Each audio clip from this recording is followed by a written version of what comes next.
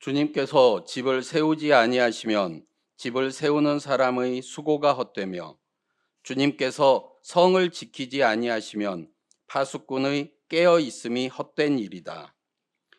일찍 일어나고 늦게 눕는 것, 먹고 살려고 애써 수고하는 모든 일이 헛된 일이다. 진실로 주님께서는 사랑하시는 사람에게는 그가 잠을 자는 동안에도 복을 주신다. 자식은 주님께서 주신 선물이요, 태 안에 들어있는 열매는 주님이 주신 상급이다. 젊어서 낳은 자식은 용사의 손에 쥐어있는 화살과도 같으니 그런 화살이 화살통에 가득한 용사에게는 복이 있다. 그들은 성문에서 원수들과 담판할 때에 부끄러움을 당하지 아니할 것이다. 아침이 되면 저는 저와 만나는 사람들의 표정을 잘 살피면서 조금 다른 인사를 건넵니다. 잠을 잘 자는 분에게는 간밤에도 잘 주무셨죠? 하고 인사를 합니다. 잠을 잘 못 자는 분, 못 잔 것이 분명한 분들에게는 이렇게 인사합니다. 간밤엔 좀 주무셨어요? 이번 여름 참 덥고 힘들었습니다. 밤에도 기온이 25도 이하로 떨어지지 않는 열대야 현상이 계속 됐잖아요. 잠 설치신 분들 참 많았겠다, 그런 생각이 듭니다. 2025년 이케아라는 가구 회사 있지 않습니까? 거기서 전 세계 57개국을 대상으로 수면 습관 그리고 수면 방해 요소 등을 조사해서 이케아 수면의 발견 보고서를 발표했습니다. 그 보고서에 의하면 한국의 수면 지수는 57개국에서 50이었습니다. 제가 깜짝 놀랐습니다. 우리나라보다 안 좋은 나라도 있다고? 제가 깜짝 놀랐어요. 그래서 제가 좀 더 살펴보니까 한국은 조사 대상국 가운데 스스로 평가하는 수면의 질은 가장 낮은 나라였습니다. 그러니까 객관적인 지표보다도 심리적으로 내가 지금 정말 잘 못 자고 있다, 지금 수면 상태가 훨씬 안 좋다라고 느끼고 있는 거죠. 대한수면연구학회 연구에 의하면 한국인 전체의 약 15%에서 20%가 만성불면증으로 고생하고 있습니다. 만성이라는 이름이 붙으려면 한 달 이상 이런 문제가 지속될 때거든요. 15%에서 20%, 그리고 80%에 가까운 한국인들이 불면증으로 고생해 본 적이 있다라고 답을 했습니다. 제가 불면증 하면 떠오르는 분이 있습니다. 독일 유학 시절 제가 가끔 설교하러 갔던 괴핑겐이라는 도시가 있습니다. 그곳에는 병원이 많아요. 병원이 많으니까 의사들도 많고 간호사들도 많겠죠. 거기 한 권사님은 젊은 나이에 파독 간호사, 그러니까 간호사로 독일에 오신 분이셨습니다. 제가 딱 봤을 때는 70이 넘어 보이셨는데 나이를 여쭤보니까 그냥 60이 살짝 넘으셨습니다. 왜 그랬을까요? 지독한 불면증으로 너무너무 고생하셔서 실제 나이보다 훨씬 나이가 들어 보이셨던 겁니다. 교인들은 말합니다. 그분이 하루에 1시간만이라도 잘 자면, 일주일에 하루만이라도 제대로 된 잠을 주무시면 주일에 얼굴빛이 달라. 문제는 그런 얼굴을 볼 수 있는 날이 드물다는 것이었습니다. 제가 그 교회에서 예배 인도하고 식탁 교제를 할 때 슬쩍 물었습니다. 권사님, 어제는 좀 주무셨어요? 권사님은 그냥 미소만 지을 뿐 답을 하지 않으셨습니다. 그분이 어떻게 그렇게 무서운 불면증에 걸렸는지 저는 차마 물을 수가 없었습니다. 그저 추측할 뿐입니다. 1970년대 한국을 떠나서 낯선 독일에 와서 말도 서툴고 일도 서툰 상태였을 텐데 다른 곳도 아니고 병원에서 일해야 했습니다. 한마디만 잘못 알아들으면 큰일 나는 곳 아닙니까? 정신 바짝 차리고 하루 종일 긴장한 상태에서 일해야 했던 한국인 젊은 간호사를 떠올려 봅니다.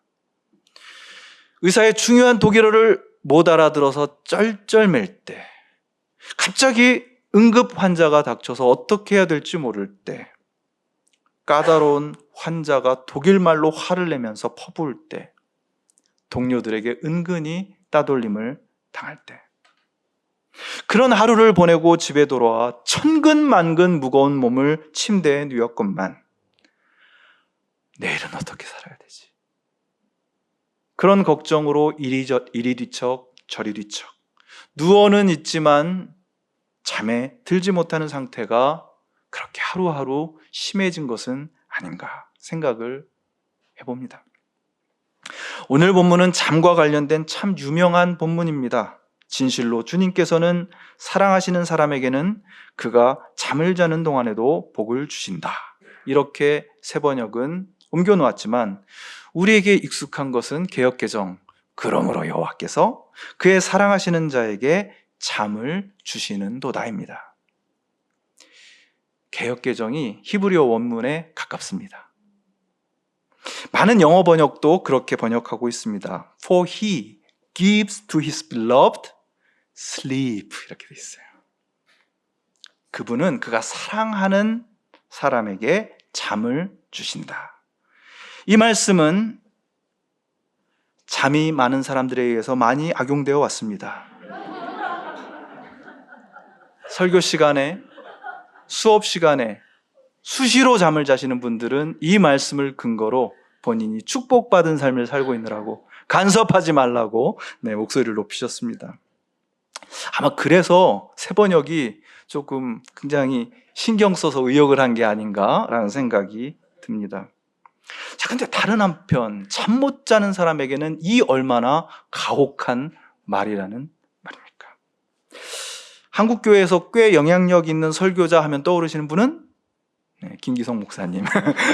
그러나 김기석 목사님 말고도 유명한 설교자로 알려진 피 목사님, 이분은 40년간 불면증으로 고생하고 계십니다. 제가 그분의 어떤 인터뷰를 봤더니 그럴만 하더라고요. 젊었을 때 너무 열심히 공부하고 싶어서 잠을 가져가 달라고 기도도 했답니다. 그래서 그 결과 하나님께서 기도를 들어주셔서 40년간 불면증으로 고생하고 계시는데 매일 약효가 3시간 정도 지속되는 수면제를 매일 2번 복용하시면서 간신히 쪽잠을 주무시고 계신다고 합니다. 다음날 할 일이 태산인데 밤새 뒤척이며 한숨도 못 잘 때마다 기도를 하셨다고 그래요. 제발 조금이라도 자게 해달라고 간절히 기도하는데 화내진 거죠. 처절한 부르짖음을 외면한 하나님께 버림받은 것 같은 기분에 짓눌릴 수밖에 없었다고 고백한 것을 제가 읽은 적이 있습니다. 이렇게 잠 때문에 고통을 당하던 아니면 그럭저럭 잘 자고 있던 우리 모두는 매일 잠과 마주하게 됩니다. 그래서 오늘 시편은 우리 모두에게 매일 암송해야 할 중요한 말씀입니다. 오늘의 시편 127편은요 120편부터 시작해서 134편까지 이르는, 오늘 찬양대가 찬양한 곡이 133편이에요. 거기 안에 들어가 있는 겁니다. 이 15편의 노래를 성전에 올라가는 순례자의 노래라고 부릅니다. 근데 15편의 특징이요, 분위기가 참 밝아요. 부르고 있으면, 또 읽고 있으면 기분이 좋아집니다. 그런데 이 밝은 노래들이 사실은 너무나 어렵고 힘겨운 절망적인 상황에서 쓰여졌습니다. 이 시편이 기록될 당시 이스라엘은 페르시아 제국의 영향 아래에 있었습니다. 성경에서는 비교적 이 페르시아 제국, 바사 왕국에 대해서 굉장히 긍정적으로 말하고 있거든요. 왜냐하면 바벨론 포로에 붙잡혀 있던 이스라엘 백성을 구원해 줬잖아요. 바벨론을 무너뜨리고 이스라엘 사람들을 고국으로 돌려보냈습니다. 고레스 왕, 키루스 왕입니다. 훌륭한 관용의 상징으로 그렇게 알려져 있습니다. 자, 그러나 여러분, 제국은요, 제국입니다. 주변의 약소국들을 속국으로 삼아서 아주 엄청난 세금을 걷어들여요. 그 전에 제국들은 막 침략해서 막 죽이고 불사르고 뭐 이랬는데 페르시아는 점잖게 세금을 부과합니다. 특히 페르시아 제국은 제국의 위용을 과시하기 위해서 엄청난 건축 사업들을 벌였습니다. 그게 기록으로 남아있는데요. 돈이 많이 들 거 아닙니까? 그럼 그 돈을 어디서 충당하겠어요? 자국민들에게 받으면 원성이 자자할 테니 주변에 있는 약소국들에게 온갖 명목으로 세금을 거둬 드리는 겁니다. 약소국이었던 이스라엘의 그 안에서도 또 가난한 사람들이었던 농부들은요, 그 세금을 충당하려고 정말 짐승처럼 일해야 했습니다. 그런데 작황이 안 좋을 때가 있을 거 아니에요. 날이 너무 뜨거워서 홍수가 나서 작황이 안 나요. 그럼 어떻게 세금을 내야 되겠습니까? 밭이든 가축이든 심지어 자식들까지도 담보로 해서 돈을 끌어다 쓰는 겁니다. 세금을 내야 되는 거죠. 이런 난처한 상황을 이용해서 아주 높은 이자를 받고서 돈을 꿔주는 사람들이 있었으니, 그리고 그걸로 이익을 얻고 만약에 돈을 못 갚으면은 밭 내놔, 가축들 내놔, 자식들 내놔 라고 하는 사람들이 있었으니 시편은 이런 사람들을 일컬어서 원수라고 부르고 있는 겁니다. 타인의 곤경을 이용해서 내 이익을 보겠다는 사람들인 거죠. 시편 127편을 읽을 때 제일 중요한 물음이 있습니다. 그것은 하나님께서 사랑하는 자에게 잠을 주신다 이렇게 얘기했는데 바로 그 사랑하는 자가 누구냐라는 겁니다. 1절에 보면은 집을 세우는 일, 그리고 성을 지키는 일이 나옵니다. 2절 앞부분 보면 일찍 일어나고 늦게 눕고 먹고 살려고 애써 수고하는 모든 일, 개역개정에는 수고의 떡을 먹는 일이 나옵니다. 이거 그저 평범한 묘사 같지만 사실은 이런 표현이요, 페르시아 제국의 대규모 건축 사업에 동원되고 또 무자비한 세금 때문에 그 돈을 내기 위해서 새벽부터 밤늦게까지 일해야 했던 유다 백성의 현실이 반영되어 있는 겁니다. 5절에 보면 그들이 성문에서 원수들과 담판할 때라는 말이 좀 생뚱맞게 나오지 않습니까? 이게 자기의 토지를 담보로 잡고 돈을 꿨는데 갚지 못하니까 그 원수가 나타나서 네 토지 빼앗겠다고, 네 가족들 내놓으라고 할 때 소송을 벌이는 장면을 묘사한 겁니다. 고대 사회에서는, 이스라엘에서는 이런 중요한 재판이 주로 성문 앞에서 벌어졌기 때문입니다. 먹고 살기 위해 비참하게 일해야 했던 사람들, 그런데 계속해서 더 가진 자들에게 당하면서 힘겹게 살아내야 했던 약한 사람들, 시편은 그런 사람들을 주님께서 사랑하는 자들이라고 부르고 있습니다. 주님께서 그들을 사랑하는 징표로 2개의 선물을 주시는데요, 돈으로 살 수 없는 선물입니다. 그 중에 하나가 바로 잠이고요, 또 다른 하나가 자식이에요. 자식. 근데 정확하게 번역하면 아들들입니다. 여자가 해당 안 돼요. 그러니까 여러분, 이 말씀을 그냥 혈육, 내가 우리 집에 있는 진짜 아들들, 자식들이라고 생각할 게 아니라 삶의 위기 속에서, 성문에서 단판을 지어야 하는 그런 위기 속에서 끝까지 함께하며 도움을 줄 수 있는 가까운 사람을 뜻하는 말로 이해합니다. 이런 사람들이 여러분의 삶에도 평생 있기를 축원합니다. 자, 그런데 오늘 주제인 잠으로 한번 가볼게요. 하나님께서 사랑하는 자에게 주시겠다고 약속하신 첫 번째 선물인 잠. 성경에서 말하는 잠은 단순히 내일을 위한 충전의 시간이 아님을 기억하시길 바랍니다. 성경에서, 특히 성경의 창조신앙에서 잠은요, 나를 창조하신 하나님에 대한 깊은 신뢰의 표현입니다. 그분이 지으시고, 그분이 다스리시고, 그분이 완성하실 나의 삶, 그리고 이 세상 모든 것을 그분께 맡기며 나를 내려놓는 것. 이것을 상징하는 아름다운 표현이 잠인 거죠. 인간이 너무 힘들고 절망적으로 매일매일 살아가다 보면요, 두 가지 함정에 빠지게 됩니다. 구약학자 에릭 쟁거는 이렇게 얘기해요. 하나가 숙명론이에요. 어쩔 수 없어. 난 아무리 해도 안 될 거야. 이게 내 숙명이야. 근데 또 다른 하나는 자기 인생에 대한 좀 광적인 집착 혹은 집착적인 노력입니다. 내가 지금 이렇게 달려들지 않으면, 이렇게 노력하지 않으면 큰일 날 것 같은 조바심인 거죠. 나의 능력과 노력을 풀로 가동해서 뭔가를 이뤄내겠다고. 그래서 좀 보란듯이 살아보겠다고 집착하는 마음이 우리를 사로잡습니다. 나의 수고와 나의 깨어있음과 일찍 일어나고 늦게 눕고 애써 수고하는 모든 것이 그렇게 하다 보면 언젠가는 나를 안전하고 편안한 것으로 올려줄 거라고 믿는 믿음입니다. 알죠? 그게 그렇지가 않다는 것을.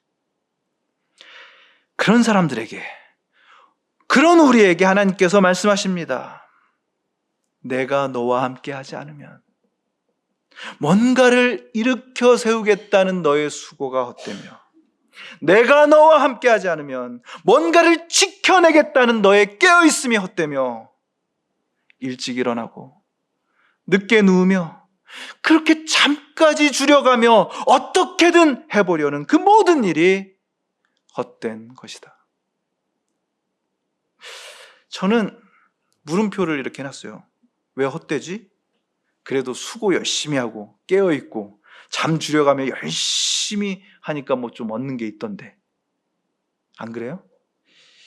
그래서 이만큼 살아있는 것 아닐까? 그렇게 묻는 제 안에 이런 속삭임이 들려왔습니다. 사랑을 잃으면 다 헛되다.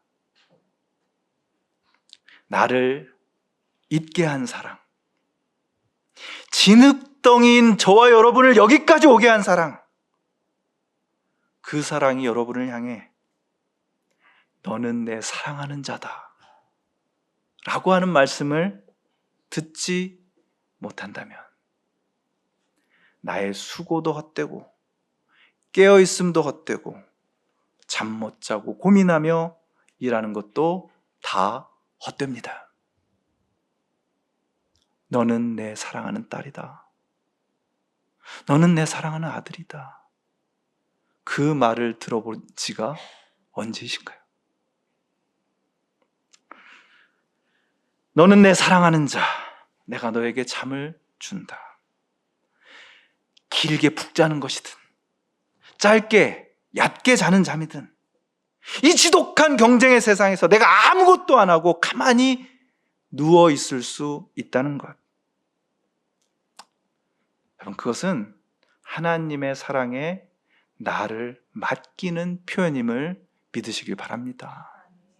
아무리 수고해도 깨어 노력해도 안 되는 일은 안 되고 되는 일도 그래도 가끔 되죠. 가끔은 됩니다. 그 모든 엎치락뒤치락하는 일상 속에서 여러분, 모든 것이 내 노력에 달려있다고 혹은 이 세상의 운에 달려있다고 생각할 때가 얼마나 많습니까? 지금 내가 하고 있는 일의 성패에 내 인생 전체가 달려있다고 생각하며 전전긍긍할 때가 얼마나 많습니까? 그런 우리의 거친 마음 쓰다듬으시면서 오늘 시편이 말씀하십니다. 하나님이 너를 사랑하신다. 하나님이 사랑하시는 자에게 잠을 주신다. 아무 염려 없이, 아무 노력 없이, 그저 그분의 사랑이 내 인생의 가장 소중한 것임을 누리는 시간이 여러분 인생을 살게 하는 시간인 줄 믿으시길 축원합니다. 주님께서는 사랑하시는 사람들에게, 그렇게 약하고 초라하고 그냥 이 세상에서 고생만 하는 사람들에게 잠자는 동안에도 복을 주십니다. 여러분, 오늘 여러분의 일상을 가만히 살펴보시길 바랍니다. 치열하게들 살고 계시죠? 하지만 삶은 암담합니다. 나의 노력이 아무런 성과 없는 것 같아 씁쓸하고 두렵습니다. 내 인생은 왜 이렇게 초라하고 작을까? 뼈저리게 느껴질 때도 있습니다. 그럴 때마다 오늘의 시편 127편이 노래하는 하나님이 바로 여러분의 하나님임을 믿으시고 누리시기를 축원합니다. 그 하나님이 여러분을 찾으시고 간절히 그 하나님이 여러분을 알게 모르게 사랑하시고 그분과의 참된 만남 속에서 참된 평안을 허락하시는 분임을 믿으시고 누리시기를 축원합니다. 오늘 시편 127편 1절과 2절을 항상 시편 4편 7절과 8절과 같이 읽으시기를 축원합니다. 우리 한번 화면을 보면서 같이 읽을 수 있을 것 같습니다. 같이 읽으시죠. 시작. 주님께서 내 마음에 안겨주신 기쁨은 햇곡식과 새 포도주가 풍성할 때 누리는 기쁨보다 큽니다. 내가 편히 눕거나 잠드는 것도 주님께서 나를 평안히 쉬게 하여 주시기 때문입니다. 그들의 햇곡식과 그들의 새 포도주가 풍성할 때 누리는 기쁨보다 더 커요. 여러분, 이 세상이 주는 풍요로움이 아니라 주님과 함께하는 평화로움이 여러분의 궁극적인 관심이 되기를 축원합니다. 이걸 잊어버리면요, 우리가 어떻게 되면 잠마저 이용하려고 합니다. 내일 잘 일하려면은 오늘 잘 자야지. 잠을 잘 자야 일을 하지. 그런 생각을 하는 겁니다. 아니, 잠은 하나님께서 주시는 선물이고 우리의 삶이 그분께 철저하게 의존되어 있다는 신뢰의 표현입니다. 잠을 잘 자고 계신 분들 특별히 감사하시길 바랍니다. 오늘 일부 예배 끝난 후에도 꿀잠 감사 헌금 드려야 되겠다, 이렇게 작정한 부부가 있었습니다. 대단한 일이에요. 어쩌다가 설핏 잠이라도 들 때, 1시간이라도 2시간이라도 잘 수 있을 때 그걸 붙잡고 감사하시기를 축원합니다. 잠을 잔 후에 고요히 읊조리는 거예요. 이렇게 모자란 나에게, 이렇게 초라한 나에게 나를 사랑하셔서 주님께서 잠을 주셨다. 잠자는 동안에도 나를 사랑하신다. 거듭의 기도 드리겠습니다. 겉으로는 어떻게 보일지 모르지만 사실 주님, 저희는 약하고 초라한 어린아이 같은 존재입니다. 그런데도 참 어른 행세하며 고단하게 살아가고 있는 우리입니다. 그런 우리의 일상에 쉼과 잠을 주시는 주님 감사합니다. 이 세상의 풍요로움을 동경하며 다른 사람들의 인정을 구하느라 나날이 초라해지는 우리에게 주님과 동행하는 평화로움을 허락해 주시옵소서. 멈춰 설 줄 알게 하여 주시고 나를 향한 주님의 사랑 앞에서 모든 것을 내려놓고 고요한 시간 그리고 편안한 잠을 누리게 하여 주시옵소서. 깨어 있을 때든 잠들어 있을 때든 우리를 길이 사랑하시는 예수 그리스도의 이름으로 기도하옵나이다. 아멘.